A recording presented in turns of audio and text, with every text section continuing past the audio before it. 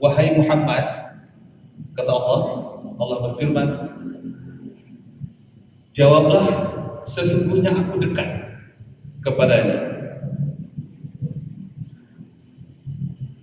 Ayat ini sebenarnya diawali di surah Al-Baqarah ayat 183, bicara tentang kuasa, 184 bicara waktunya juga, dan seterusnya bicara tentang nuzulul Quran di bulan Ramadan, dan yang 186 bicara tentang ayat ini.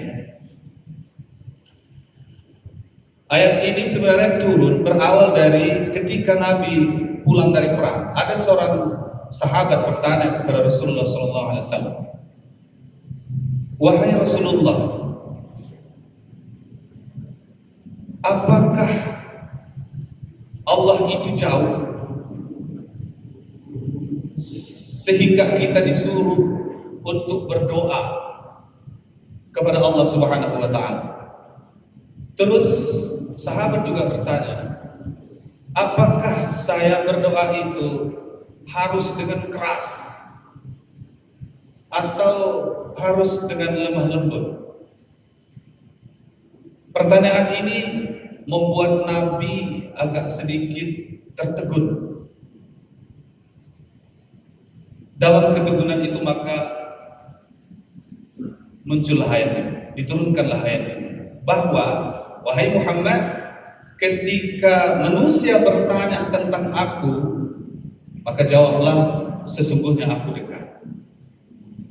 Maknanya para hadirin, shaimin dan shaimat yang dirahmati Allah Subhanahu wa Ta'ala, bahwa kita jangan lupa, walaupun kita seperti ini, tapi Allah itu lebih dekat lagi kepada kita semuanya. Ini menggambarkan kepada kita bahwa di dalam setiap kehidupan dan aktivitas kita sehari-hari itu haruslah kita melibatkan Allah di situ. Karena semua yang kita lakukan ini akan kita pertanggungjawabkan kepada Allah Subhanahu wa Ta'ala di akhir. Tidak ada satupun perbuatan yang kita lakukan di muka bumi ini yang lepas dari pertanggungjawaban kita nanti di akhirat. Itu yang pertama. Yang kedua, maknanya adalah bahwa apa? Ketika kita punya persoalan dalam hidup ini, jangan risau, jangan khawatir, karena Allah dekat sekali dengan kita. Maka kita disuruh untuk berdoa. Wa idza sa'alaka 'ibadi 'anni fa inni qarib. Ketika hambaku bertanya tentang aku, maka jawablah bahwa saya dekat. Kemudian kalau Allah itu dekat, falyastajibu li wal yu'minu bi. Nah ini dia. Ketika Allah itu dekat, maka kita disuruh berdoa, karena Allah sebut dalam ayat itu, kalau engkau minta kepadaku pasti akan aku beri. Pasti akan aku beri, tapi ingat lanjutannya di kata-kata dalam ayat itu, falyastajibu li, maka segeralah engkau memenuhi panggilanku. Shaimin dan shaimat yang dirahmati Allah Subhanahu wa Ta'ala, doa ini jangan kita pahami saja seperti kita habis sholat berdoa. Doa yang dimaksud ini ketika sholat pun itu adalah doa. Tidak ada kata-kata dalam sholat itu kecuali doa. Ketika kita takbir Allahu Akbar, di situ sudah ada doa. Allahu Akbar kabira, walhamdulillahi katsira, doa. Ketika kita ruku, subhana rabbiyal azim, doa. Semuanya doa. Dan ingat para jemaah yang dirahmati Allah Subhanahu wa Ta'ala, ketika Nabi Zakaria berdoa kepada Allah, Nabi Zakaria ini adalah nabi yang sudah tua, belum punya anak. Dan kemudian istrinya, kalau hari ini kita cek kedokteran misalnya, itu adalah istrinya divonis mandul, kira-kira gitu. Tapi Nabi Zakaria tetap berdoa ya.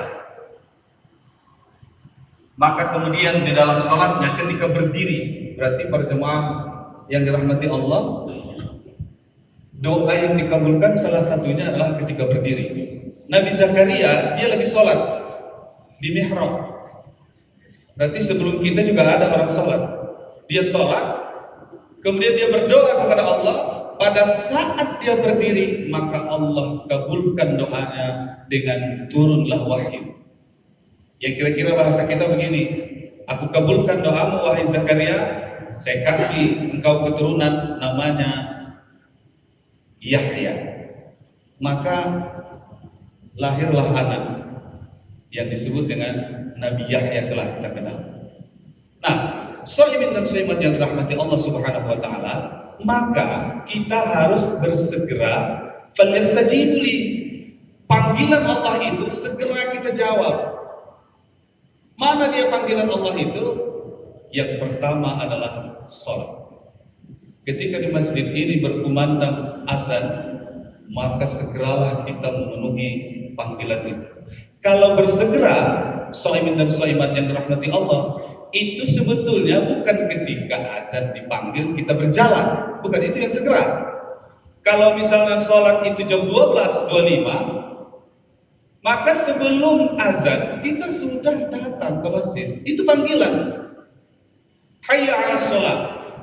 Mari kita sholat, kata Allah. Untuk apa kita sholat? Di dalam sholat ini ada kemenangan.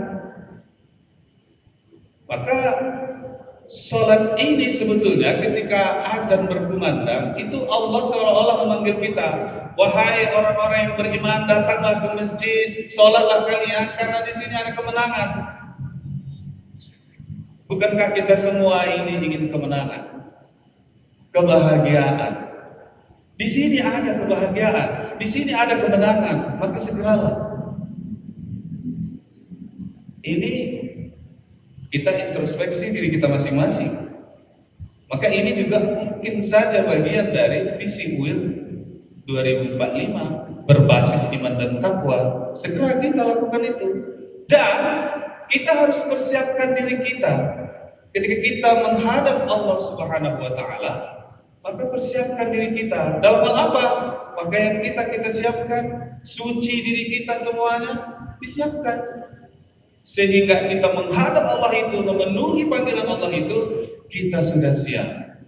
Kalau sudah siap, maka maknailah bacaan-bacaan sholat itu. Falyastajibu li wal yu'minu bi. Kita segera penuhi panggilan Allah dan kita harus beriman kepada Allah. Dan dasar puasa ini juga iman. Kalau tidak beriman tidak akan dipanggil, tidak akan terpanggil kita. Untuk apa kita lapar-lapar?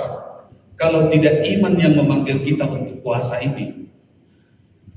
Wal yu'minu bi la'allahum yarshudun. Semoga kalian mendapatkan keberkahan. Semoga kalian mendekatkan kebenaran. Shaimin dan shaimat yang dirahmati Allah Subhanahu wa taala, la'allahum yarshudun ini dimaknai oleh beberapa ulama adalah semoga kalian mendapatkan kebenaran. Kebenaran itu, inilah tugas kita kaum intelektual untuk menelitinya. Kebenaran itu ada dua di sini. Ada kebenaran yang mendekatkan diri kita kepada Allah Subhanahu wa taala. Yang kedua adalah di sini ada ilmu maksudnya. La'allahum yarshudun itu ilmu di dalam untuk mendapatkan kebenaran. Ada ilmu yang mendekatkan diri kita kepada Allah Subhanahu wa taala, dan ada ilmu yang menjauhkan kita dari perbuatan-perbuatan yang buruk.